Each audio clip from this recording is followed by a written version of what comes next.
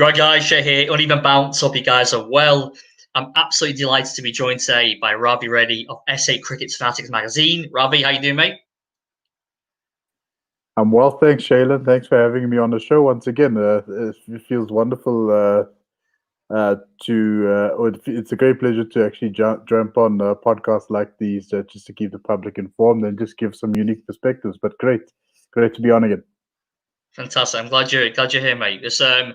As some people know, you were we were on here together about 2-3 weeks ago, I think, maybe 3 weeks ago, discussing the kind of call-out situation regarding South Africa and England, obviously. But also, I brought you on tonight, Ravi, to have a chat about the England series, upcoming series against West Indies, starting on Wednesday at the GS Bowl in Southampton. Maybe we should give a little bit of background, Ravi, if you don't mind. About obviously, I brought you in to talk about South Africa, but maybe a bit about your kind of background to why I brought you in on this video. Yeah, I'm sure there are a couple of very confused subscribers wondering why is Ravi back on for this show. I'm back on for two reasons. One, I'm absolutely excited for Test cricket once again. That's the first reason. And the second reason is that I was actually born in Trinidad and Tobago, and being a West Indies fan longer than I've been a South African fan, South African cricket fan as well. I've rolled with the punches with the West Indies for many years. We've had some big triumphs. We had some terrible losses that I choose to forget at times. And there have been a couple pie in the sky wins, such as the 2016 T20 World Cup and the 2012 World Cup 4 years earlier. Yeah, and of course, from the one-day point of view, they are the inaugural World Cup champions. From a Test cricket point of view, they've had some significant players step up. I mean, very recently we saw the passing of one of our legends, Everton Weekes. Yeah. Who was part of the 3 Ws many moons ago, way before my time, of course. But what's great about the West Indies is that it's sort of laced with this legacy. Some fantastic players in many era that sort of stepped up, and especially against England for some odd reason, which is where I'm glad what we're going to be talking about tonight. Indeed, yeah. I mean, I wanted to obviously just kind of start the conversation, Ravi, with the team lineups. I think we've had, I think people have been a bit maybe not confused, but maybe slightly. I won't say concerned even, but about what the England lineup's going to be. Basically, I think people obviously with such a huge squad. I think people are maybe thinking what they're going to go with for the final 13. Obviously, it's been announced 2 days ago now. What I thought we'd do, Ravi, just kind of reel off our predicted lineups for the first test, our final 11. If you want to start just with the West Indies lineup, and I'll obviously go after you with England. Okay, so yeah, this is a pretty tricky one because there have been some notable omissions, much like the England squad as well. But we'll certainly tuck into that part when you go. Shannon Gabriel for me is a big one that's missing at the moment, and I'll be very honest. I'm not sure if he's injured or if he's been left off the team per se, but I'm willing to bet it's injury related. But starting off with the top order, I would say that we definitely need to open the batting with Craig Brathwaite, followed by John Campbell, who's a new entrant to the team. He featured quite extensively in last year's England's last year's tour of the West Indies. Jermaine Blackwood at 3, in my opinion. I think he flourished. He did quite well in the last tour of England, which is just shy of 3 years ago. At 4, Shai Hope definitely comes into mind. And I'm just looking for him on the squad sheet. Oh, there he is. Okay, we can keep batsman Shai Hope. He's sitting at 4. At 5, I would consider good old Rakeem Cornwall or Roston Chase at either 5 and 6 respectively. Okay, Cornwall's high as that. Okay, interesting. Cornwall is good, but I think between Chase, Holder and Cornwall, you almost have interchangeable positions because each one of them have their merits with the bat as well. Perhaps Jason Holder is the most successful out of the 3, and to be fair, Rakeem only made his debut quite recently as well. So it's hard to say, but He's been a guy that's been knocking on the door for a very long time. I know in the previous administration, he came quite close to getting a place in the team about a little over 3 years ago. So this has been the sort of predetermined for some time. And then you got your bowlers as well, which is Alzari Joseph right at the bottom. Kemar Roach is at the moment our most experienced bowler. I think he's got just over 180 test wickets at a steady average of 27. And then most likely you might see Chamar Holder come into the team as well. So another holder in the side, a bit of a youngster, bit of a nippy bowler as well. And I think he's going to be a bit of a handful for the host, I should say. But yeah, this is going to be an exciting series. I'm looking forward to getting into it, especially considering the England setup. Let's hear what you have. Yeah, obviously it was, as you know, it was a 30-man warm-up game that happened last week, which I think all 30 players. Well, actually, obviously Joe Root didn't play. He's obviously attending the birth of his, I think, second child, so he's not playing the first test, as we all know. Ben Stokes is going to be the captain. We can talk about that as well later on. But yeah, so obviously that warm-up game happened. Some left field kind of contributions, people like James Bracey, maybe less known to you, Ravi, potentially, Gloucestershire, left-handed batsman, keeper as well. Good player, solid player. He made 85 in the first innings, did very well. You had obviously Dan Lawrence, who made runs, wicket to shared around. Broad, I believe, is wicketless, but Anderson took wickets, Wood, Archer, Ollie Robinson, Dominic Bess, who was retain his place in the you smiling because you remembered of the Dominic Bess from the South Africa series. I've seen them firsthand. So good old Dom Sibley, Dom Bess, these guys just these guys, and they give South Africa a very hard time. Very hard time. We all had a 3-1 prove, didn't we? So a 3-1 scoreline. But I think what was I was a bit concerned about posting the video about this was that they may just go back to the kind of the old guard, if you will, of like just recall Johnny Bairstow and Moeen Ali. Was praying that wouldn't happen. Fortunately, it didn't happen. I mean, listen, if they did well in the warm-up game, then fair enough, but they didn't. And I'm glad they've gone with some continuity and they picked a 13. I think all of them played in South Africa. Well, they were all involved at some point. I mean, the team I've got, I'll just tell you now, Robbie. So I've got Burns, Sibley, Crawley at 3. Not Denley, Crawley at 3, Denley at 4, Stokes at 5, Pope at 6, Bowler at 7, Dominic Bess at 8, Stuart Broad at 9, Wood at 10, and Jimmy at 11.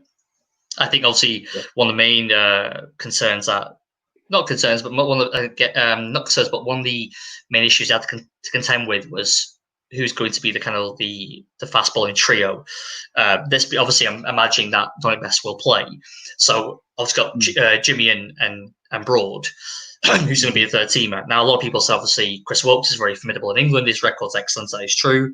Obviously, Jofra Archer, who's a fantastic bowler as well, had a great first year in Test cricket. But I feel like with Wood, Wood's done really well. Against West Indies, as we know, last year. She has good memories, the final test in particular, against West Indies in the West Indies. And then obviously we have his performances in PE in Joburg against South Africa only a few months ago. So I think I would personally go with Mark Wood. I mean, because I just feel that he gives the same kind of... because just like Archer. I think going with a trio of Wilkes, Broad and Anderson is a bit too samey for my liking. I want some raw pace in there. Okay. I also feel like the batting of the West Indies is quite brittle. And I feel like they need that raw pace to kind of rough them up and also to provide that as the X factor to the bowling attack. I mean, you've got obviously Ben Stokes as well there as a good, very handy fourth teamer. And because of he's there as well, I would play Dominic Bess. I don't think there's a need to go with 4 fast bowlers. You can go obviously with Anderson, Broad, Wood, and Archer, and that on paper is fantastic. But what kind of wicket do you think? Sorry to interrupt, but what kind of wicket do you think? What type of wicket do you think they'll prepare in Southampton, in your opinion? I think it will offer a little bit of turn, especially later on in the game. It normally does there in the GS Bowl. Okay. obviously we're in July now as well. I mean, it depends on the weather. The forecast, the weather here has not been that great. It's been anywhere between kind of 19 to 22 degrees. Yeah, but I mean, obviously, there was some cloud covering. Jimmy's bowling first morning. The West Indies with the lineup that I think they're gonna play, it could be easily 20-3 in the first hour. We just you could see that.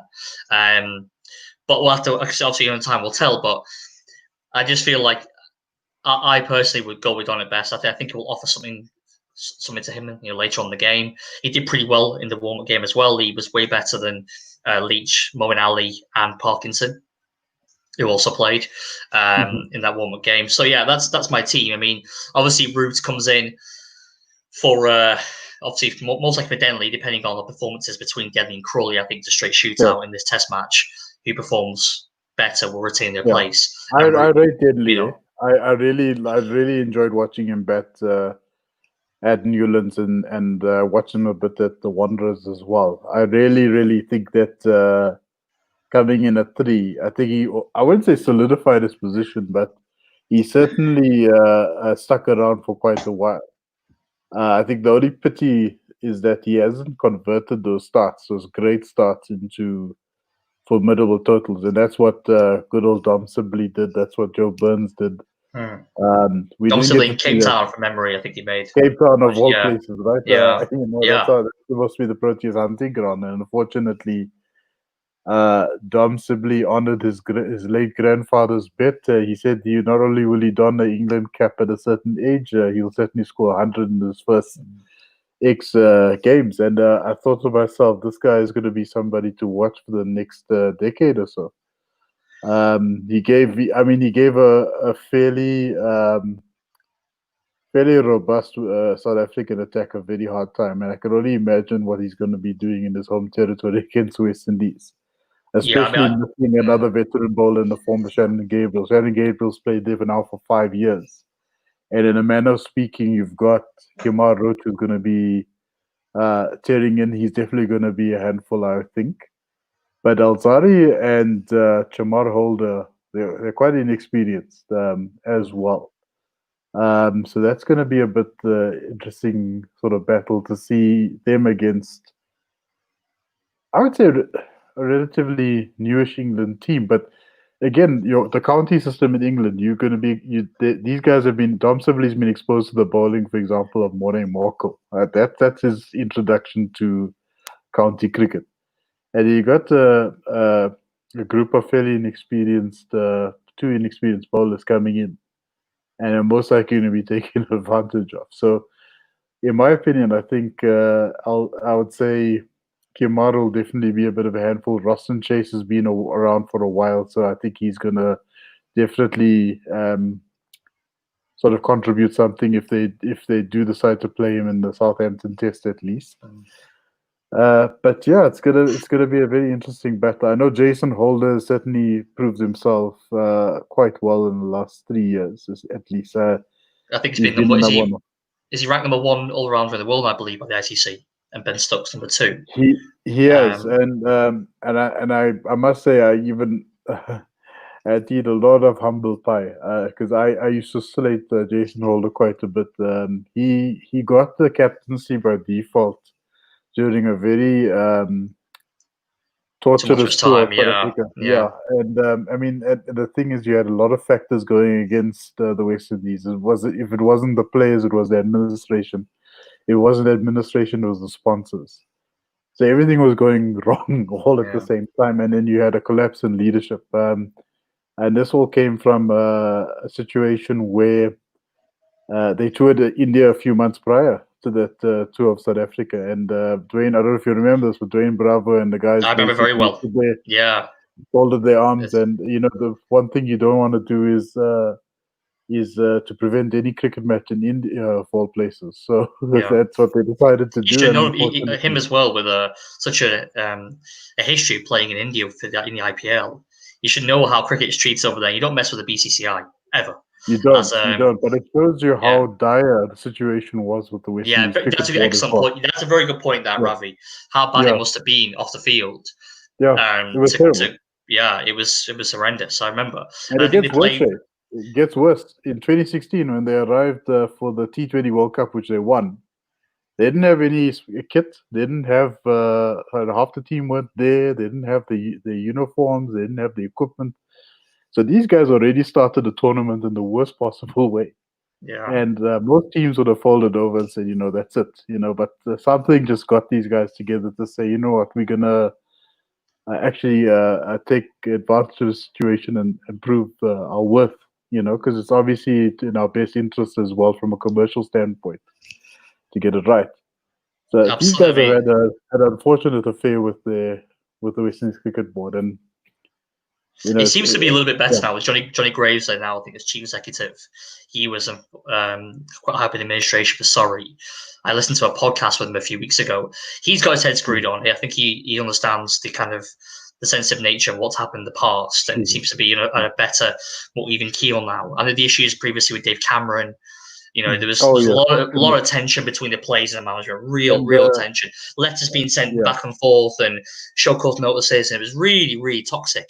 But I feel like now they seem to have got with Phil Sims as coach coming in.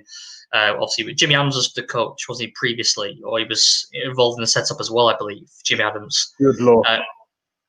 Shootlaw, but before Shootlaw, wasn't Jimmy Adams involved with him? Involved? Some capacity batting coach, maybe? Yeah, he was involved in the administrative capacity, from what I understand. I remember, and I thought, you bring the right people into the setup. Not, yes, men who have no real experience, but I think, we'll see with Phil Simmons Phil Simmons now, they're in the right path. And, I think, West Indies have done... Ricky Skerritt as well. Ricky Skerritt is... Ricky Skerritt, yes, over from... I met Ricky in Cape Town 16 years ago. Okay. And he's quite a wonderful guy. He's quite a hands-on dude. He's got a good repertoire. He's got a great relationship with the players, and that's the important thing.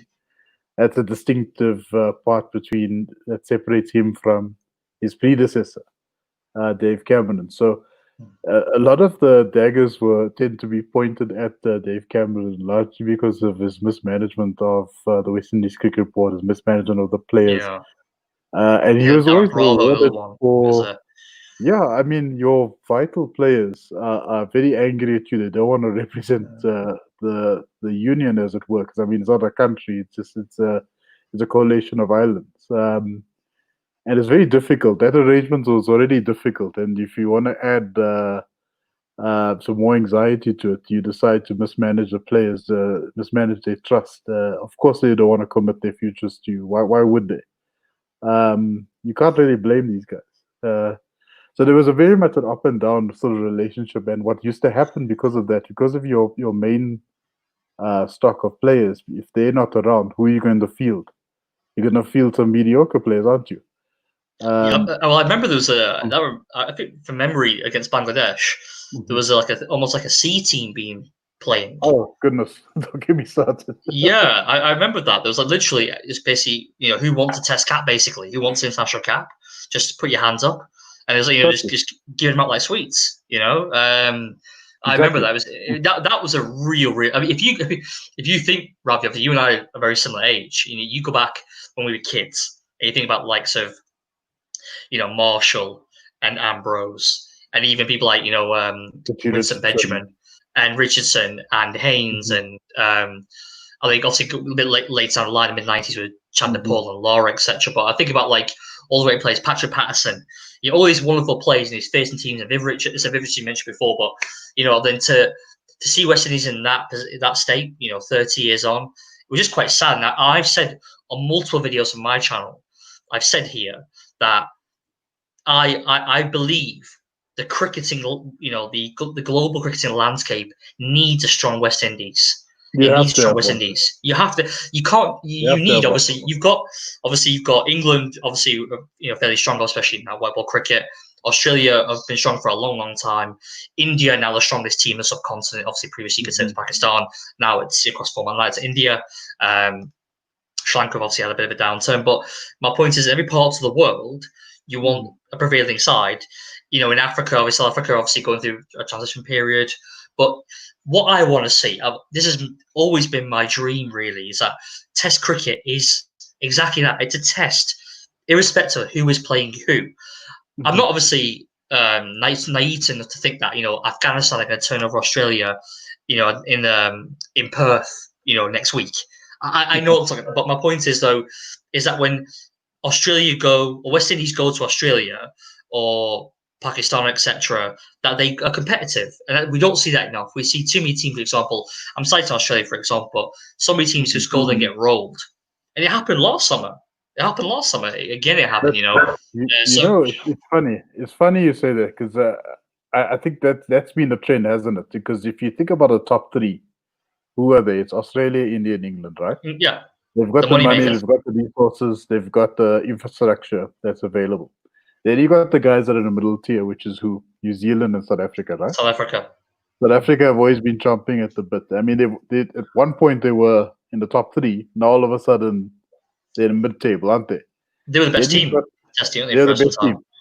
They were the best team once upon a time.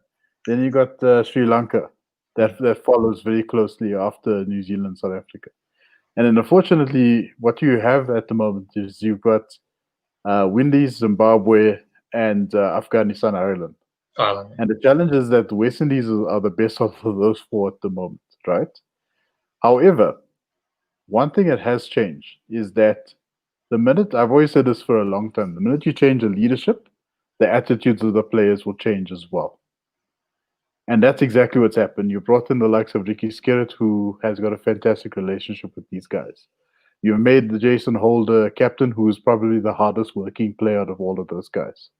Right? And guess what? The results showed for itself. Number one all-rounder in the world for some time. Pipping the likes of Ben Stokes, who we mentioned just now. And now you've got some players that are willing to follow this guy into victory. And why I'm mentioning this to you, Shay, is that 3 years back, when the West Indies came through, there was one distinctive moment, and that was when Shai Hope scored 100. Double hundreds at Headingley. He scored 100, right? And that was a big one because no West Indian has scored 100 since the time of like Chris Gale, and those dudes were still around. Sarwan was still around. And this is a good thing because that means the succession planning has already sort of taken effect. That means you've got at least 4 guys in the top 6 that are capable of scoring 100, which is the first time we've seen that in years. Since Brian Lara and Chandra Paul, Sarwan, Gale, since all of those guys left, you never had that situation, right? You haven't had a situation, I would say, in a greater part of 12 years. And that's happening right now. So I think this series is going to be a very interesting sort of litmus test. It's going to give us a bit of an eye-opener. A lot of people are saying England is going to steamroll the Windies. I don't think it's going to be that easy. I mean, it's a good segue into the next part. Actually, you mentioned about the batting led by Shai Hope, and obviously, what he did obviously 3 years ago was phenomenal to chase down. I think it was 322 or something like that. It was 322 to win the match. Obviously, it lost the series, but I think to pull up also to do it at Headingley, which has been quite a strong performing ground, obviously for England. Those kind of conditions, you wouldn't think that West Indies would turn up and win that match, especially chasing 322. When I remember watching that, 3 years ago, my money was on England. I think England declared 322 to win, and then Shai Hope pulls off the unthinkable. But if I go to batting, I've noted down a couple of things here, Ravi, just about the batting, because I believe this is going to be the top 6 pretty much. So I've got Brathwaite is averaging 33, John Campbell averaging 30, only played 6 tests. Shai Hope now you mentioned Hope. The sad thing about it is that I think everyone thought he could really kick on and be that kind of cornerstone batsman that the team could build around in that top 6, top 5. But it's not happened. It's actually gone the other way. And he's actually averaging the least in that top 6. If you include, Shai Hope is averaging 27. Ross and Chase is averaging 31. Shane Dowrich has actually improved his batting immensely for the past 18 months, averaging over 40. Here's one guy I forgot to mention. That's right, Shane Dowrich. But he was awful 3 years ago, if you remember. He was awful last time he was here. And then but he's really improved his game. Dinesh Ramdin of all people. I was always against Ramdin. Basically what this is their logic, right? You're going to take one of our best batsmen in the top 6, and we're going to chuck him and replace them with Shane Dowrich. And domestically, fantastic guy. But I mean, you just threw out a guy who had like at least 9 years experience of international experience out of the window, out of the team. And that's the kind of decisions that they were making in the horrific, what is it, David Cameron time, But anyway, sorry, I interrupted you. No, not at all. It's just I mentioned before about Darwich, and obviously Jermaine Blackwood obviously has been recalled. I mean, I think obviously we need to touch upon the fact that there were three first choice players in Darren Bravo, Sharon Hetmeyer, and Kemo Paul, who declined to come on the tour because obviously of with COVID. Yeah, COVID-19, obviously. Sorry, I'm hearing a little bit of an echo. It's a bit unfortunate. Just give me 1 second. Sorry there, Ravi. No problem.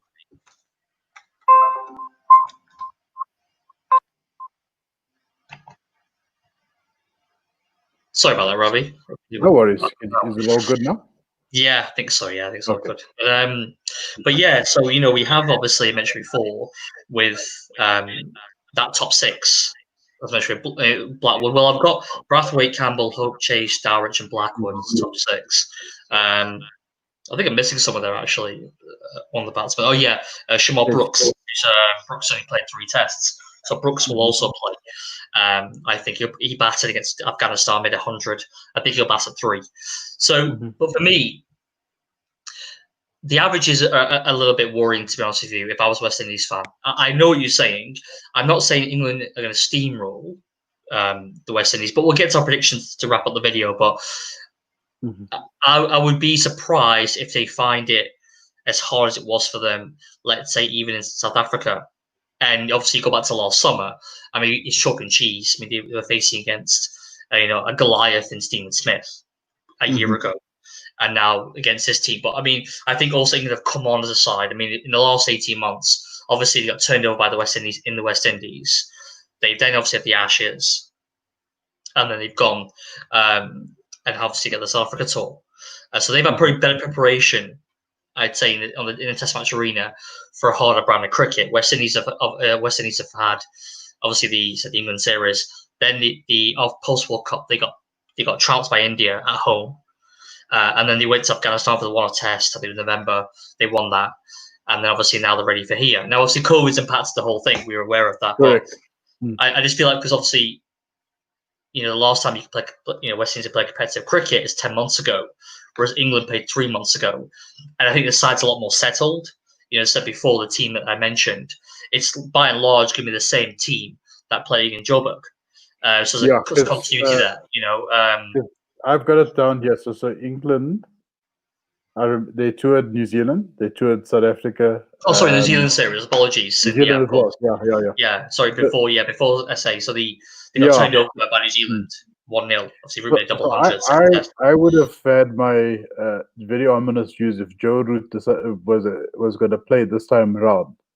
I think he may have come up short because he had some very epic performances in all 3 of those tours. And normally what happens is that they sort of phase out in the middle. So after you have 3 lengthy tours like that, generally speaking, the magic doesn't really continue. It all depends on the side that gets picked on the day. It depends on the conditions, of course, as well. That plays a vital part. But I think where you might see it as an advantage or sort of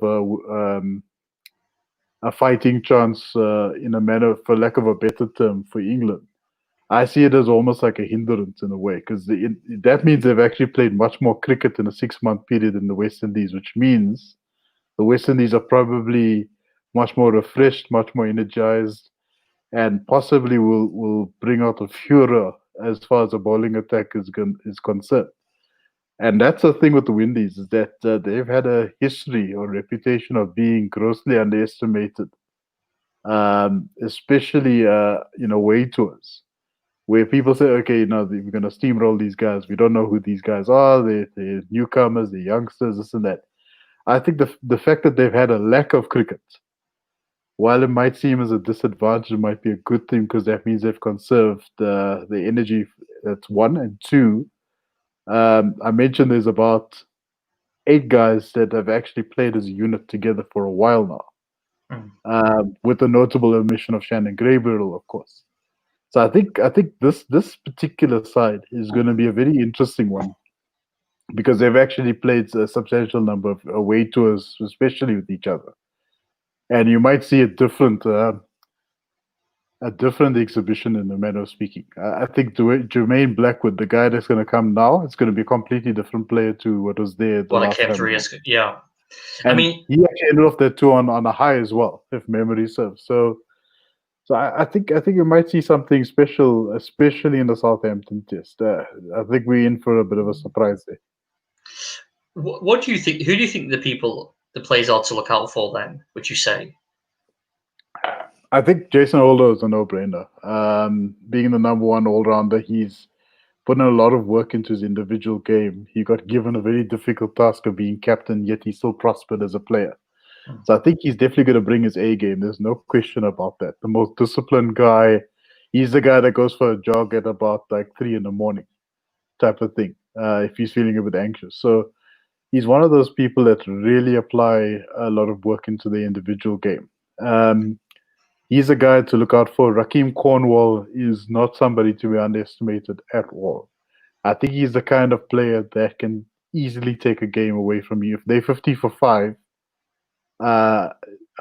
he's the kind of guy you shouldn't count your chickens before they hatch, count the eggs before they hatch, type of thing. He's the kind of guy that could take it away from you quite easily. He looks very lethargic. He's obviously a big sized dude, and he's got a lot of flack for that. But his natural ability certainly speaks for itself. He's worked on his fitness as well, dropped a couple of stones. So I think you might see something. Nice one. I like that. Yeah, I was just going to say. Did I say stones? Oh, very good, Ravi. I'm going to catch it from the Windies fans tomorrow, I'm sure. I meant to say pounds. My apologies. Yes. And you can say kgs. It's okay, man. We know it. I think I'll say kgs. Sorry, I've been watching a lot of British television lately. Okay. But and of course, Shy Hope. Shy Hope for me.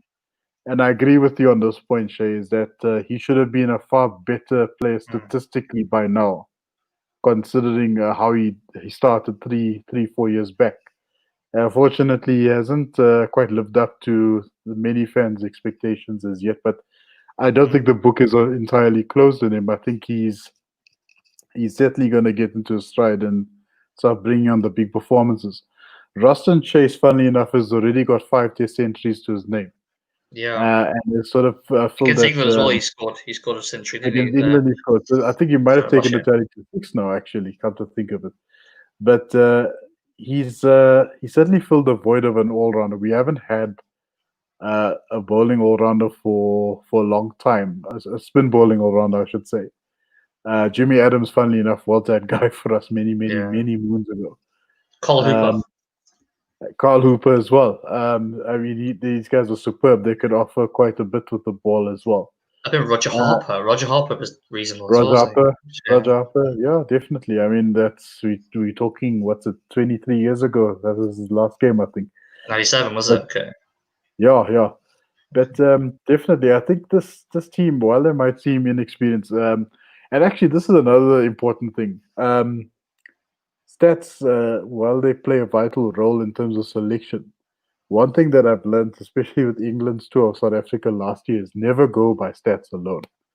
Because I remember the South African fans were ribbing the English selectors about going on with Stokes, saying he's only, I think he was averaging 33 with the ball, right? And my thing is, I don't care when it comes to average when it comes to Ben Stokes' bowling, because he always has a tendency of picking up a vital wicket. Forget the average. It's about capability at the end of the day. And the same can be said about the Doms, Dom Sibley, Dom Bess. Inexperienced guys, South Africa will certainly pack a hell of a punch, especially after the first test. South Africa wins the first test. Now everyone in South Africa is celebrating, okay, we're going to win this series 4-0. And what happens? These guys arrive at Newlands and they bring up something completely different. Yeah, the rest is history. Yeah. Dom Sibley scores 100 at Newlands of all places, right? So, yeah. So I think when it comes to stats, they can be very misleading. I think there's a number of variables that need to be taken into consideration before a match even starts. I couldn't agree with you more. I think you may have spoken off camera, Ravi. I'm not really don't get me wrong. I love stats. I do appreciate stats. Cricket's all about stats, but it's not. It's sorry, I should say stats are an important component of the game. Of course they are, but it's very much not the be all and end all. People get too hung up on stats because without giving it context. So having a conversation today with someone about Quinton de Kock, I don't mean to digress here, but just quickly about where he bats, and then maybe he's not as good as maybe people make out after what happened a few awards last night. I don't know if you saw that. Yeah, no, I saw Test Cricket of the Year, Cricket of the Year overall, but for me, I said you can't put him in the same breath. This person was trying to compare him to, like, say, Babar Azam, Root, Smith, Kohli, Williamson in ODI level, but I said that top of the order batting is completely different to batting at 3 or 4. It is. It's a completely different game. It's very much a game of you are expected to get a dock or a single digit scores for a few, 2 or 3 times, and then a big score. That's how generally opening works. It's not a case of you consistently hitting 30s and 40s every time, So stats are very misleading. I think I was actually thinking about you earlier today because the Cricket Fanatics team, they're having a discussion right now. And I watched the first half hour. I watched the first half hour of it. Same story again. Let's move him up the order. Let's move him down the order. And you're the first person that came to mind when they came to that. And it's funny we're talking England, West Indies, because Ian Bishop and I share a similar view that Jason Holder should actually move up the order as well. On the same basis. You can almost say, I'm not saying that they're exactly the same type of batsman, far from the truth. But the truth is, if Jason is scoring high 40s and surpassing the 50 mark, surely you should move at least one space up the order, so that you can at least get more of a bowling attack to face. And that's the thing, the rationale that they're applying here with Quinton de Kock. At least one space up, so at least he gets to face maybe 15, maybe 20 more overs than the norm, because what happens with Quinny? He's at the batting with the likes of Dwayne Pretorius and Vernon Philander, who will go out for a 5 off like 40 balls. Yeah. But nobody's really playing aggressive strokes with Quinton, if you know what I mean. So I think if Jason Holder, it was documented, quite well documented, that he didn't do very well in the warm-up game. Although the warm-up game just went. But again, it's just a warm-up match. I think I would agree with that. Maybe push Holder to maybe 6, because what that does as well, if he comes in, let's say in place of a Brooks or a Blackwood, let's say for example, or even let's just look at the order now. I mean, I don't see Ross and Chase being dropped, but if you move into the top 6, it frees up a space for a bowler down the order. So, so if you did that, but I look at now. So I mean, it's a possibility that you could do that. West Indies, but we'll have to wait and see. I think let's see how the first test goes. For me, with England, the people to look out for, I would say, are, I mean, in a positive way, are Mark Wood. I think he's now obviously got very, very good player, and I think the consistency that he can bring now. I feel like maybe his body with the reduced run up is more equipped now to test cricket. And I think he really wants, now he's turned 30. He wants to make a kind of a real go of it, I think, and hopefully he can stay injury free for some time. So obviously England go next year to. We talk about the man we all want to hear about it, and we know which man we talk with it. I'm sure you know which man I'm talking about. I don't agree with you. The Steve Smith skull crusher himself, Jofra Archer. Yeah, I don't think I really like Archer. Like I was like most England fans too. Why wouldn't you? But I don't think he plays this test. I don't think he plays this test. I think what I was saying to someone the other day was, because England are playing 6 tests back to back, 3 against West Indies, then Pakistan. Because of that, actually they've got the Ireland ODIs in the middle, but the Test squad, they've got 3 against West Indies, 3 against Pakistan. Because you've got back-to-back tests, I think irrespective of how these guys go, they will get rotated. I think if Jimmy takes 10 wickets in the match, it won't matter. He won't play the next test. How's Jimmy's injury was, though? How is he doing? Because I remember he had a rib issue in Cape Town. Yeah, in Pretoria. So, yeah, he pulled out the knee. So I mean, he seems to be fairly fit now. From what I've seen in the interviews that I've watched with him, he seems to be ready to go. Obviously, he's 584 Test wickets, like 60, I think it is, something like that. 600, you reckon? I think he can get it across the summer, but he won't play every Test. Impossible. There's no way he can play. He's 30. So. He's turning 38 end of the month. 38 years old. I mean, he's 38. It means the shape he's kept himself in is fantastic. And mate, I was writing O levels when this guy made his debut, and that was a long time ago. Do you remember in 2002? I remember. Yeah, with the game took a hard time in Australia. Yeah, with the that crazy dyed hair he had, didn't he? I remember. Yeah, the KP haircut. The KP. That was a trend. There wasn't it? 02 to 05. When Peterson came in, but yeah, I mean, I don't think Jimmy will play all the Tests. I think there'll be a consistent rotation. It's guaranteed it's going to be a rotation. You will see Archer, you will see Chris Wokes, you probably see Sam Curran.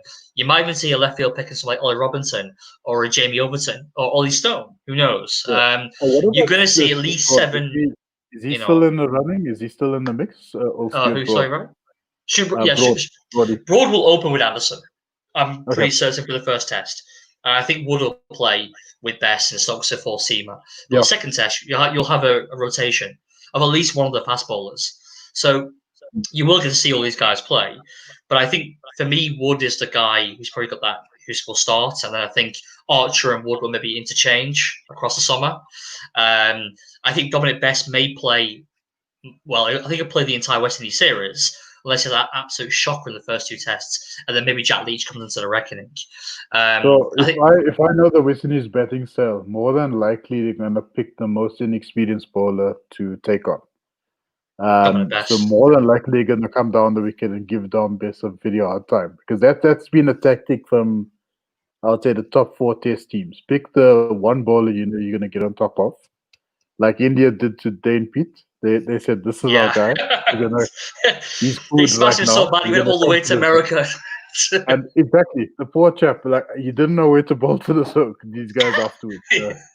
He had no idea where to bowl to them. And I would have also been bamboozled as a captain. I wouldn't have known what to say to this guy. I don't know where to pitch it, dude.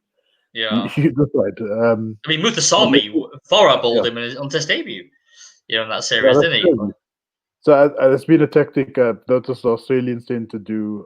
I suppose most teams do, but definitely between Australia, England, and India, they tend to pick the one bowler they know they're going to get on top of. And they're going to make this guy's life hell. And the funny thing is that even if they don't quite get on top of the bowler, what happens is that still the captain of the opposition will still change their methodology. They'll still change their strategy. And that's what you want at the end of the day. The minute you upset the apple cart, that changes proceedings, that changes the way they play the game. And that's where the results are coming the way of the opposition. So I think that's ultimately what West Indies are going to do. They're going to come after Dom Best hard. I think Ben Stokes' reputation precedes himself. Broad's reputation precedes himself, as does Anderson. What I'm really looking forward to is the derby. I'm going to call it a Merseyside derby in the manner of speaking, between Jofra Archer and the West Indian batsman. Yeah. Because these guys have played against each other before, and I'm sure you're aware of that. I mean, yes, I am. Yeah. In fact, there's been a lot of chat actually from Shane Dowrich Keeman Roach come out, saying that we're friends with him, but not when we cross that line. And actually, that's a point I want to raise. Actually, what I really like about this West Indies team, teams in the past, I think about 07, 09, 2012 in particular, I felt those teams have come up just to get their appearance fee. And they haven't really come in with a true incentive to win. I remember, was it the 09 series where Chris Gale flew in about 48 hours before the Test match started. And Andrew Strauss took massive umbrage with that, if you remember. He was really not happy. He was really annoyed the fact that that basically Chris Gale seemed to be devaluing the Test series because he was playing for, it was RCB then, wasn't it still? I believe he was playing for RCB now for second season of IPL. And and then Chris is like, don't worry about Chris. Speaking in third person, don't worry about Chris. Don't worry about us. But the reality was, do you remember? It's just typical Chris Gale. But the reality was, that's how he talks. But he was just like, don't worry about us. we're going to play the series, it's fine. But the reality is, if your captain is flying in on 2 days' notice for a Test series against England, it's just ridiculous. And to me, you're just showing up to get your paycheck, and you're going to go home. And I felt the team had no real bite to it. But what I've really liked about this West Indies squad leading into this, they've had a Poppet Archer. I did a video on that. They've had a Poppet Archer a couple of times. They've really showed a bit of gumption about them, and I really like that, because I don't want a West Indies team to come in here and just roll over a 3-0 win. I want to see a contest. I think we'll get a contest. I do see it's basically. You mentioned some old players. Sorry you mentioned some old players. No. Devon Malcolm. This reminds you when Devon Malcolm was bowling at the Windies. Exactly the same equation over there. We know you at club, and we know you at inter-Caribbean level. And now's the time to put our abilities to the test. Let's see how this lands up. And Devon Malcolm, in his prime, was a very difficult bowler to face. He was also South African team of the time. 94, the Oval, 97. How could we forget that?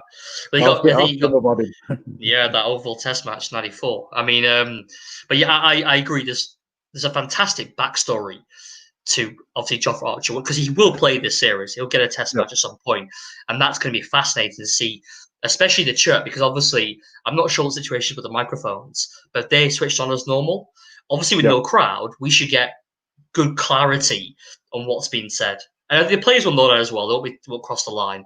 It won't be a Shannon Gable, Joe Root moment. We hope not anyway, as it was 18 months ago. But I think there'll be a lot of chirp. I was actually at the game last year. As volatile as an England Australia sort of contest, because I've never known the West Indies and England to really get on each other. A real needle. Apart from 2 or 3 incidents in like maybe a 10-year span.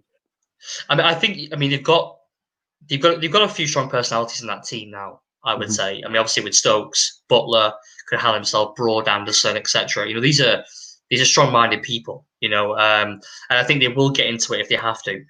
But yeah, I'm able to see Archer's obviously one to chirp as well, as we know. And I'm interested to see how. I know Freddie and Dwayne Bravo got stuck in there a couple times back in the 2004. I remember the Tino Best when he wound up. He's like hit the windows and he went for it. That guy will take on anyone. Brilliant. That dude Tino Best, but he'll take on anyone. He was another one. Yeah, he had a lot of chip out. I used to love Tino Best. He scored a 90 odd, didn't he? And won the matches with England. It might have been 07. I can't remember, but yeah. So I mean, just regards to England, I think for me, this series, Ravi, is about the batting. I think there's question marks about both batting lineups, as I mentioned before, about the poor averages. They are fairly poor, let's be fair, by Test standards. They're all in the 30s and 20s. England are not as poor, but the reality is Sibley, Burns, Crawley, Denley. It's not, it's not the strongest. Stoke, even Ollie Pope, who looks a fantastic player, is still very much a newcomer to the game. So the top 6, barring Ben Stokes, is very inexperienced. Joe Denley's obviously experienced guy, but not Natasha level. I anticipate Sibley is going to be the man to watch because he's the kind of guy that will carry the bat for England, as is Joe Burns, right? And I think you're going to see 100 from Stokes in the series. Just watch. So that's my thoughts on Ben Stokes. I think he's that kind of guy who'll come in at 6, and if he feels like he's in a mood, he's going to start hitting a couple of guys. I think he'll probably bat at 5 just because of his, I mean, obviously we know he can hunker down and play and bat well. Hunker down and kind of play like an AB type innings, where you can rotate between aggressive or defensive. But I think he will go at 5. I think Pope will go at 6 for this series anyway. We'll see how it goes to the West Indies series. He did very well. Pakistan series. Very well in South Africa. He did, yeah. He really proved his worth in the team, and it's actually very exciting for us to see. A young up and coming batsman. I haven't seen one for a long time. A young guy in his early 20s making it into that middle order. The last person I thought would have made it was James Taylor. It was a real shame about Taylor, what happened to him, obviously. The heart condition. Yeah, I mean, obviously it was a real shame. He's like 26 when out to retire, That's crazy. Yeah. So, but yeah. So obviously, I think it's about the batting lineups and who's going to really perform better. I think that'll be the winner of the series, in my opinion. So yeah, I'm going to go with. I mean, obviously we'll go to predictions at the end. But But yeah, I think it's going to be down to the batting. I think both bowling attacks are very potent. So this the rule change with regards to the saliva situation, and Yes, obviously yeah, what I'm going to discuss. detrimental effects with regards to the pandemic at the moment. Do you think it's going to have an impact on the outcome of this match, or rather the bowling, I should say, that's going to take place during the match? I mean, it might be slightly harder to get the reverse going later on in the match, especially with Broad and Anderson. But I saw an interview with Ollie Pope who talked about just throw the ball to sweatiest guy, and then get him to obviously provide the shine the ball. Mhm. I mean, I said, the conditions are, it's not that warm outside. That being said, obviously in 20 degrees, you can work up a sweat quite quickly. I think it will have an effect to a certain extent, but that's why I said before, you don't want a bowling trio, even including Stokes, but Wokes, Broad, Anderson, and Stokes. You need someone like a Wood or an Archer to be steaming in and try and get it around the earlobes at 90 miles an hour. And I think it's less important. I mean, we know that Mark Wood can reverse it. We've seen that. We saw that in SA. I think it will have an effect. I just feel like with the experience that Broad and Anderson in particular have, the skill they have with the ball, they will make the ball talk, irrespective of it being more difficult to shine the ball. Who's taking the gloves to England? Is Josh Stokes Butler in the team? Folks in the squad, but Josh Butler, Josh Butler is there. So Josh Butler, I know, I agree with you. I mean, I'm with Vern Philander. You don't belong here. Okay. So I'm putting the Vernon Philander thing aside for now, right? So I've always viewed Josh Butler as a white ball player exclusively. I've never seen him as a test batsman, and I know there's a lot of English fans that would disagree happily about that. But I've watched Ben Stokes on sort of YouTube replays. So obviously we don't get the live broadcast of the county games per se. And I've seen this guy play, and I think to myself, he's clearly one of the best players in the country. Why on earth isn't he taking the gloves? He's one of the best glove men in the country, as they say. I know the Sky Sports teams; they're big fans of him as well. Old Ness and Athers, they know what he's David Lloyd. Yeah, and I'm not sure why he isn't in the team. So I think he's very much like Joe Denley, that is placed on the line. That being said, Josh Butler is currently the vice captain, with Joe Root being out. I feel like Butler will get the series. If he fails to perform, I think folks will come in for the Pakistan series. He might not even get 2 tests. It really depends on how. If he really flops badly in the first 2 tests, you might see folks come into the 3rd test. We know folks has dropped, obviously, after the West Indies series, wasn't it? He had an incredible series against Sri Lanka, went to West Indies, got dropped, and that was it for him until, obviously, well, hopefully it's going to be, we'll see his debut or return later in the series. Yeah, it's a real pity. I think it makes sense now what is done with Bairstow, because I know it was actually a shame to see him sitting in the stands during the tour of South Africa. He didn't really get a run in until the one-day series, I believe. But it's a real pity. I think that the book isn't entirely closed on Bairstow. But the question comes in is that when he does eventually come back into the team, will it be as a wicket-keeper batsman, or would it just be exclusively as a batsman? I think Johnny is still capable, in my opinion. But as for Joss, I really don't rate this guy in the Test team at all. But that's just my view on it.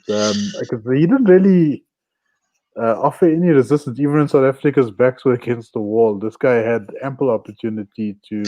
Did he make runs in Joburg? Did I make runs in Joburg? I think he made runs, but he definitely. I checked the scorecard. I can't remember. I thought he made runs in Joburg, because I know, obviously, that famous sledge from Blamby. What are you doing here? You don't belong in Test cricket. I mean, for me personally, your views on Josh Butler and my views on Johnny Bairstow. I think that Johnny Bairstow, the door should be shut, locked, key thrown away, ditched in a river, and never to be found again. Personally, so I agreed with you on Moeen. I 100% agreed with you with regards to Moeen on that note in terms of omissions, because Moeen made it very clear he didn't want to come back into. He wasn't really interested in Test, or he wasn't really feeling passionate about it. And he lost the hunger, didn't he, when he was dropped last year? Sorry, he lost the hunger when he was dropped last year after the first test, wasn't it? The first Ashes test. Which is fine. That's where the English selectors must say, all right, we must just move on. Bowen will happily consider you for one day in T20. Thank you for your service in the test team.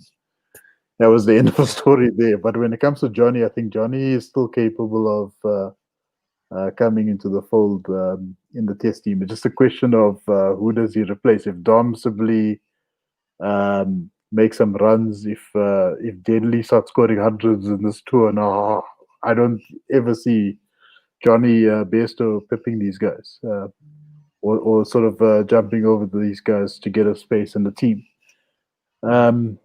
But I'm glad England came to the senses and decided to drop Jason Roy, because that was interesting for a while, isn't it? Yeah, I think it was a little bit. Yeah, I'm not sure that was the best selection, to be honest. I mean, Jason Roy is more of a middle order player for Surrey, and then was just jettisoned to the team. And a bit of lambs to the slaughter, I felt with that. I don't think he has technique to succeed at test level in the top order. Same, that's exactly what I think about Johnny Bairstow. They're really good white ball openers, and that's about it. If Jason Robinson ever play again for England in the test team, you'd pick him at 5 or 6 and see how he went. Like he's batted for Surrey so many times. But anyway, that's. I know they commonly refer to as flat track bullies, and I used to be very much against that with Johnny. But at the same token, if the ball is moving a bit and you're not scoring runs on those conditions, then that is worrisome if you're coming at that point of the batting order. So you need to be a guy that's capable of scoring the big runs, even if the conditions are going against you as a batsman.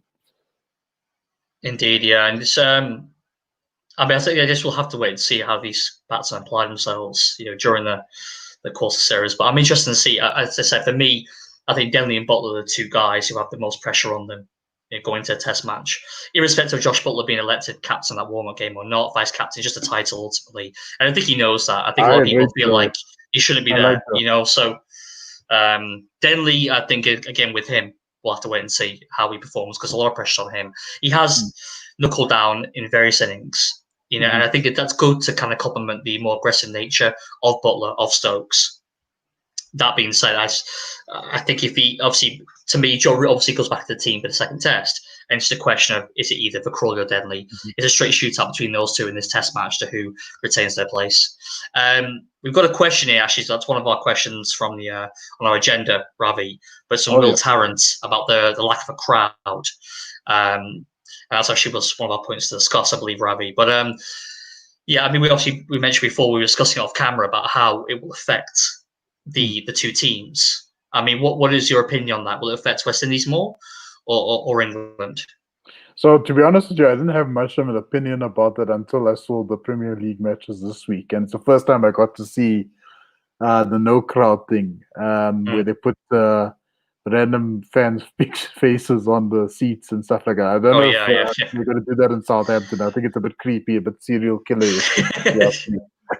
I mean, Korea, they started putting teddy bears. I thought that was I did see that, bloody hell. So hopefully the Southampton groundsman wouldn't be doing something similar to that. But just to answer the question, I think the lack of crowds, I think it depends what variables you're going to be including. So if it means you're going to be including like the fans, sort of ambience or sounds coming from fans, activities and stuff like that, I think it could have an impact.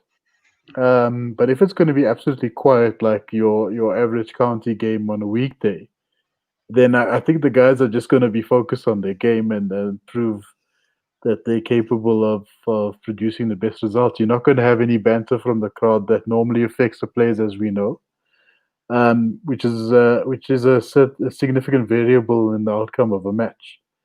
I mean, I was talking to Fani de Villiers the other day. Yeah, I saw that. And he said that somebody took a chicken, an entire eaten chicken, and they threw it at Pat Simcox of all people. Right? Yeah. Actually, I'm quite happy about that.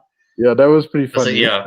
And I remember that this is an incident. What is it? 25 years ago, I think. But you don't. Obviously, that doesn't happen in England. Right? I've never. I don't think it's. Yeah, I don't think chickens necessarily get thrown. Ushered out of the ground if that even was contemplated. But again, I think the lack of a crowd may have an impact to a degree. It just depends on what variables they bring with that. Yeah, fans sounds they use pictures or annoying. sounds. That I don't sort think of it's going to thing. be as extensive as the way how football's gone. I don't think that's Mhm. I've not actually read too much on it. Actually, what they plan to do to create an atmosphere. Yeah. I mean, let's be honest. West Indies, all due respect, are used to playing in front of very few people anyway, aren't they? At home, anyway. In a test match. In a test match, yeah, it's quite, yeah. I mean, the ground's quite deserted, aren't they? England, obviously, it's very different. Generally, depending on the location of the test, it's generally full for at least for 4 days. So I mean, Stuart Broad mentioned it about the fact that he enjoys and he feeds off the energy to get himself going. That he'll try and pick a duel with certain batsmen to kind of G himself up internally to kind of give him that edge, get that fire going inside of him, like he had against David Warner last year. But I don't know. I think I followed your advice, Jay, and I actually started watching the test. What do you think? Awesome. I mean, I've only watched it's awesome, absolutely brilliant. awesome. I did a video on that here as well because people going about The Last Dance. The Last Dance, I've heard it so many times. So don't get me wrong, I really like The Last Dance. I remember I enjoyed the Bulls back in the 90s with Scottie Pippen, etc. But if you're into cricket like we are, the test is phenomenal. It's a phenomenal documentary. I mean, obviously it's 10 parts. It's very fleshed out. I mean, exactly. But I mean, I think Cricket Australia deserve a lot of praise as well for allowing such a exposure into that they gave the camera crew the access. They gave the camera crew. I mean, you got to intimately know how the whole setup works. Now, I was saying in the video as well, like you don't really know so much about peripheral stuff in particular. Like the guys at the spin bowling coach, the Sri Lankan guy, but his birthday, and Langer put his cake in his face. Like you see him as these consultants, but you don't really get to know him so much. You just feel it's about the captain, the coach. Where Langer, you saw it in the selection meetings. He literally pulled everyone around it, whether it was Steve Waugh, Ricky Ponting at different stages. He brought the old guys back to help him out, and it was very much a collective effort. So it's funny you say that because I think that's exactly the same recipe that Cricket South Africa is trying to follow. Yes, Harris Boucher Callis. Exactly, the same old guard. And unfortunately, it's not quite the same. Yes, those guys were match winners. We know what they were capable of in their heyday. But it doesn't necessarily mean that the same results are going to come out. Remember, some of these Australian players, they're used to winning. And they didn't have the same level of inexperience as the South African team has at the moment. So it's chalk and cheese again. You can't throw in the same variables as another equation and expect the same outputs. It doesn't quite work that way. It does, yeah. I mean, look at England. England is a classic example of that. You and I had a chat earlier, and I remember England in the late 90s as being like the whipping boys. You had Goffey, who was coming in. You had Gus Fraser. You had Nass. I mean, some guys that are actually good players, but then they were surrounded by other guys that were like almost yo-yo players in and out of the team. Robbie Croft, all of those dudes. And then suddenly, as soon as Duncan came in, there was like a consistent team. Well, I mean, Goff and Carrick led a resurgence in it. Goff and Carrick led that resurgence to, for example, the 2000 series where we basically England battered the West Indies and they won in less than 2 days. You remember that famous Test match? I can't remember who it was that Test match, but it was less than a 2 day Test match in 2000. I mean, Goffey, you mentioned quickly, but he brought like gusto to the team. Like I remember he took six for in 51 out at Sydney, 94-95 Ashes series. He was bowling action behind the He was actually a very underrated ODI bowler. Very underrated. But yeah, so but I think now the characters they have in the team, I think it's a lot more. I see it's a lot more confidence. I think they are, and that's why I would say personally that for me, that's why I think that England has obviously improved. I think that they believe in the ability a lot more than they did then. I think collectively, from the management downwards, it's a lot more of a tighter outfit, the ECB. Well, I think it was a bit of a mess then. If you look at what David Lloyd said about when he was the coach back in the mid-90s, it was a mess. He was like calling people, arranging travel and tickets, and he was doing everything. And that's why it wasn't compartmentalized at all. It was just, in cricket, it was a mess. I think about Mike Atherton, like Mike Atherton did. He play against West Indies a lot, as you know, the West Indies. He played them all the time. and most of the times they were on the wrong end from his perspective, obviously.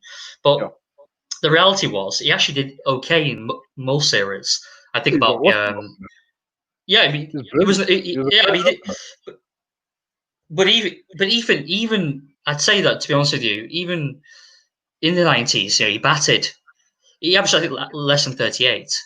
That being said, I mean, if you look at the team that he was playing with, it was actually quite a respectable return. Especially if you look at the fast bowlers who were around that time with Donald and Ambrose and Walsh, etc., and McGrath.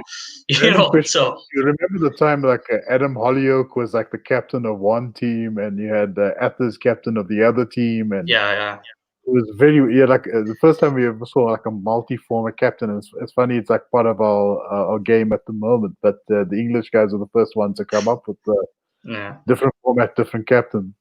Well, you actually know, obviously, England came up with T20 cricket, didn't they? They came up with T20 concept. Are you going to dispute that? I heard some conflicting views. Apparently, it originated here in South Africa. But, okay, right. All right, but Ravi. England made it a commercial success in India. We did in 2003, yeah. India made it even more commercial. Yeah. But yeah, I think at least we can say we came up with 3T. Let's not get into that. Let's not get into 3T cricket, please. That's a good idea. That is going to go down as I'm sure, a gimmick format. It's been rescheduled, hasn't it, for I think July the 18th? 2 weeks from now, that's right. Is it being played in Citroen again? I think they said something about Potchefstroom. Really? Yeah, I'm not actually sure. I'll have to check with the guys. I know they were talking about it earlier tonight. But yeah, I've honestly speaking, I'm probably one of the few people in the country who's not really looking forward to it. Personally speaking, I'm actually more enthusiastic about this Test series that is taking place in England this week. So, as I'm sure there's a couple other guys in South Africa as well that are eager to watch some Test cricket. Because I think everyone is across the world pretty much wants to see some good Test cricket. I was even watching Zambian. I was watching the Zambian Cricket League today. There was a game on. Awesome. Yeah, it was like what was it? Bet Barter Premier League or something between two teams. So how many minutes did that match last? Oh, sorry. How many minutes did that match last? Yeah, it was actually on for about it was on it was just live YouTube feed. I watched it for about half an hour or something. I just said they were all desperate for a bit of cricket, aren't we? Really, it was but it was all right. It's all right anyway. So, but yeah, anyway, just wrap it up. I think we're just going to go back to let's just quickly go to our last points. And we talked about the rotation of fast bowlers and how it can have an effect. I feel like obviously West Indies have come with a fairly strong nucleus of fast bowlers. You've got Leon Harding there, waiting in the wings. I think it's Philip as well. Is he there in the squad? And then you had, obviously, Chima Holder. I don't think he'll play the first match. I think it'll be Gabriel, Joseph, and Roach, along with Jason Holder. I don't think Gabriel's around. No, Gabriel's been drafted in. Oh, has he? Yeah, he's improved his fitness. They've drafted him in. So, yeah. That will make it interesting if you've got Roach and Gabriel up front with Alzari being first change. Maybe Alzari is first change, and then Holder your fourth bowler, and then you got Roston Chase at 5. I think you've got a good sort of attack there. And then from a batting point of view, if you drop Dowrich as far as 8 and let the other 7 that I mentioned earlier take the runs. Yeah. Let them get Dowrich is averaging 40 over the last 18 months. I mean, if anything, he should be making runs at 7. But if you play hold up the order, then you drop one in the middle of the batsman to accommodate a 5-bowler strategy. Because you probably could go with just get by with Roston Chase, the spinner, not play Cornwall, and play 4 seamers potentially with Holder. I'd have to wait and see. I don't think they'll do that. I think they'll go with Roach, Cable, and Joseph to support Holder. I think they'll go with Holder and Cornwall in the same match. You think so? Okay. You got 2 batsmen there, and the thing with Cornwall, if he gets his eye in early, I think he's going to be a very difficult guy to get out. He's that kind of guy that gets stuck into, especially the spinners. So I think Tom Bess is going to have his hands full. We'll see what. Yeah, I mean, he's young, isn't he, Don Best? So he's just 22. So we'll see if he's able to cope with it. He did cite some. I think you might have seen an article recently. He was talking about mental issues after he was dropped after Pakistan series in 2018. Yeah, it'd be interesting to see because I always feel like players like that it's very, I really respect players coming out like that, being very open about their issues they've had mentally with the game. But it's whether they're able to kind of cope when the game gets on top of them, because that's what he's going to need. Ben Stokes in this instance to really put his arm around him if he gets spanked to all parts in the first few overs. So that's just a life for a spinner, isn't it? So he's going to have to go through that. Just quickly, we'll answer Will's asked a good question just to finish off before we just give our predictions. But he's mentioned here, has home field advantage rendered Test cricket too predictable? What do you think, Ravi, to that? That's a great question. So unfortunately, as a South African fan as well, that doesn't really ring true. No, it doesn't really apply to you guys, does it? It depends on the players, what they really bring to the table. It depends on the conditions, and it certainly depends on the leadership of that team. So I think what I found is that in South Africa is that there's too many things that have changed at the same time, and we've had a change of the guard in terms of leadership as well, as an example, and that had a detrimental effect on the team. And ironically, Faf actually played relatively well. He was a captain, but he played relatively well under the circumstances. He just never got those three-figure scores. Yeah. I think that it depends if you've got all the pieces in place. I think then you'll get the best results. So home field advantage, I think the game has changed in such a way that it's not a guarantee. It doesn't mean you're going to win the match. These days, India will send a team to Australia and they'll produce the results as well. Or they'll send a team to England and they'll produce some good results as well. So home field advantage takes many different meanings. You think about India as well. What is home field advantage to them? Because apparently Ravi Shastri said this very famous saying. He said everywhere India goes, they got a home field advantage. Yeah, indeed. They can go to Sydney, they can go to obviously Delhi, they can go to Cape Town. You're going to get home field advantage no matter where it is you go. So I think it depends. I think it comes down to leadership, and it comes down to the big match temperament of your team overall. And unfortunately, in South Africa's case, they just never had it. They didn't have the killing instinct. I think, just simply put as well, just the sheer quality of certain sides in certain eras means it will dominate both home and away. We know South Africa, for example, during their run to be the top team in 2012, they were unbeaten away from home between 2006 and 2015 until they got beaten in India, that 15-16 series where they got waxed there. But it's they were 9 years unbeaten. But that's what I mean. Full of champion players, like when Australia, kind of their final frontier was to go to India and win in what was it, 04-05, when they went overseas and they won. Ganguly bailed on the last test. We know all that story, but Australia went and won. England, the culmination of them being the best team in the world, even though they lost South Africa in 2012, 6 months later they went and turned over India in India.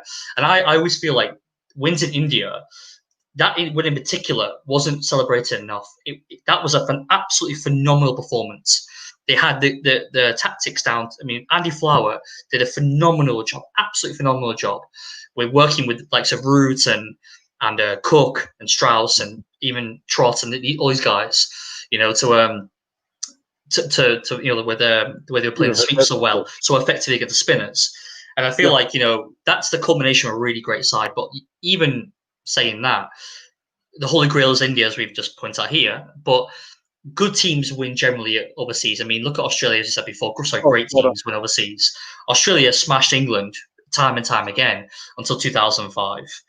England have gone overseas and not done as well as that dominant Australia team from the 90s, but performed very well. South Africa have done very well. As you know, they drew in 2003 against England in England. They beat them in 2008. They beat them in 2012, and obviously 2017 they lost, but they were unbeaten there for almost 20 years in England. Every time a captain resigned, didn't they? With Hussein, Vaughan, and then Cook. So we racked them up here, unfortunately. Yeah, it seemed to.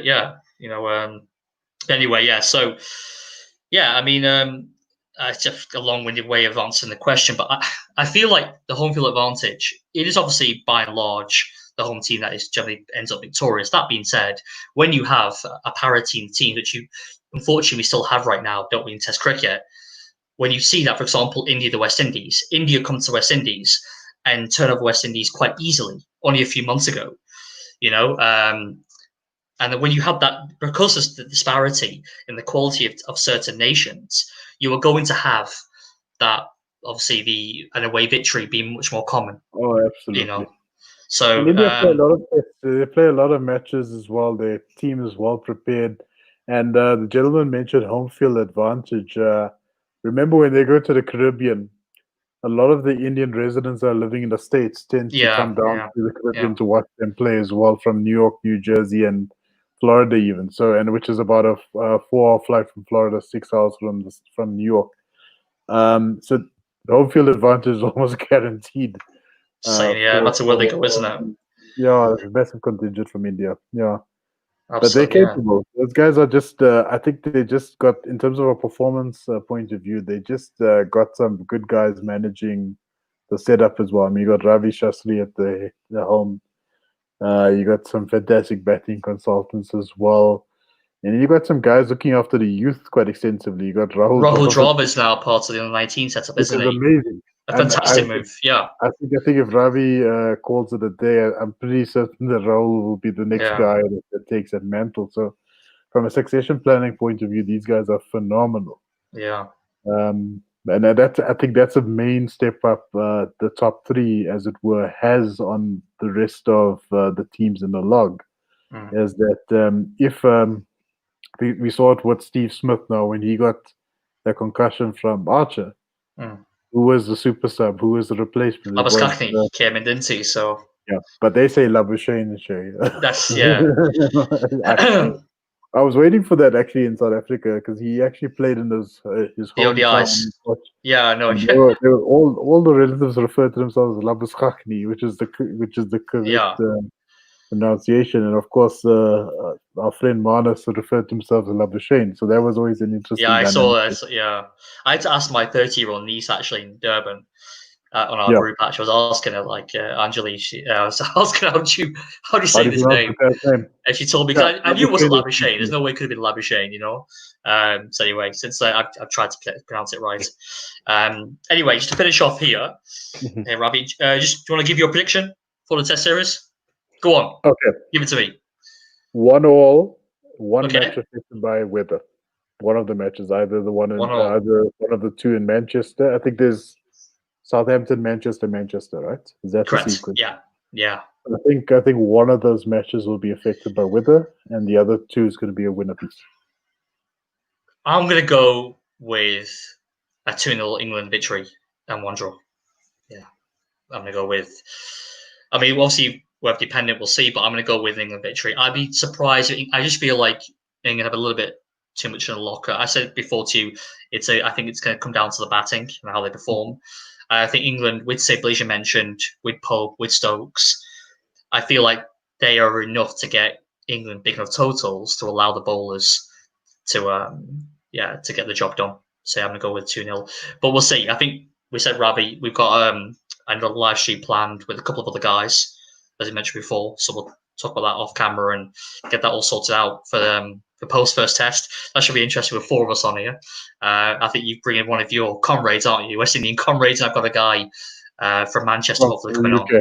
So yeah. It's going to be a bit of a peppery one. We could even throw in another. That's going to be interesting. Yeah. I mean, South Africa in the middle if you want. That's it. Yeah. We should get the 5th person right there. But I mean, you and I have gone for an hour and 16 minutes so far, Ravi. And to be honest with you, I was a bit thrown off at the beginning because I think that the first 2 minutes were cut. If it was, hopefully, you guys obviously know now you're watching a video between me, Shay, and even Bounce, and Ravi Reddy of South Africa Critics Fanatics Magazine. Check those guys out if you're interested in SA Cricket. Do have a look at those guys producing really good content week in, week out. So and Ravi's one of the key contributors to that platform. So guys. Well, thank you again, Ravi, for coming on the show. Really appreciate it, mate. I know it's late there; it's an hour ahead, isn't it? So really appreciate it coming on, mate. I'll see you in about 10 days. Hopefully, I'm marking a good England win to start the series off. 10 days, so 1-0 up to the Windies. Right?